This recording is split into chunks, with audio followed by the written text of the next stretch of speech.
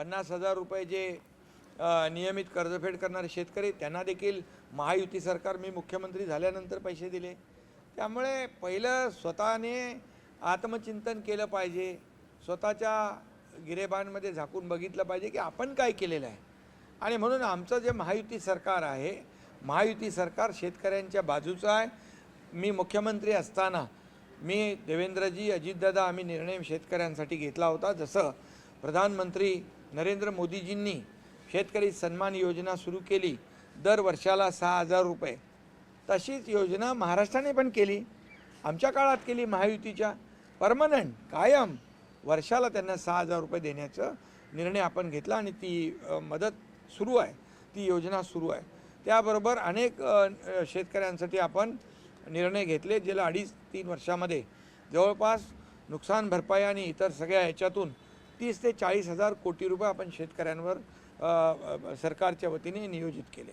आता देखील मुख्यमंत्री देवेंद्रजी आणि आम्ही शेतकऱ्यांच्या पाठीशी आहोत। कॅबिनेटमध्ये देखील आम्ही चर्चा केली, त्याचबरोबर मुख्यमंत्री स्वतः बांधावर गेले, मी स्वतः बांधावर गेलो, अजितदादा स्वतः बांधावर गेले, आमचे सगळे मंत्रिमंडळातले मंत्री गेले आणि सगळ्यांनी डोळ्यांनी आपल्या स्वतः ही परिस्थिती पाहिलेली आहे। त्यामुळे शेतकऱ्यावरचं आलेलं संकट फार मोठं आहे, ते छोटं संकट नाही आहे, ही आपत्ती मोठी आहे। गेल्या अनेक वर्षामध्ये अशा प्रकारची ढगफुटी किंबहुना एवढा मोठा पाऊस पडला नव्हता आणि शेतकऱ्यांच्या यामध्ये पिकांचं नुकसान, जमीन खरडून गेली आहे, जमीन वाहून गेलेली आहे, जनावरांचं नुकसान झालेलं आहे, जीवितहानी झालेली आहे, घरांची पडझड झालेली आहे।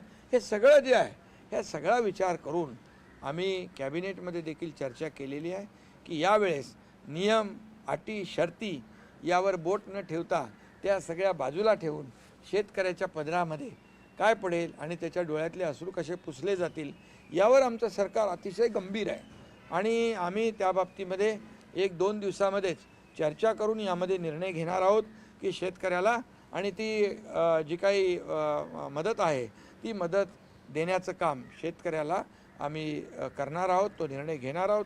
आणि त्यामुळे हे जे काय आता काही लोक बाहेर अंदाज लावतात, एवढी मदत देणार, तेवढी तुटपुंजी मदत देणार, अमकं करणार, हे सगळं झूट आहे आणि म्हणून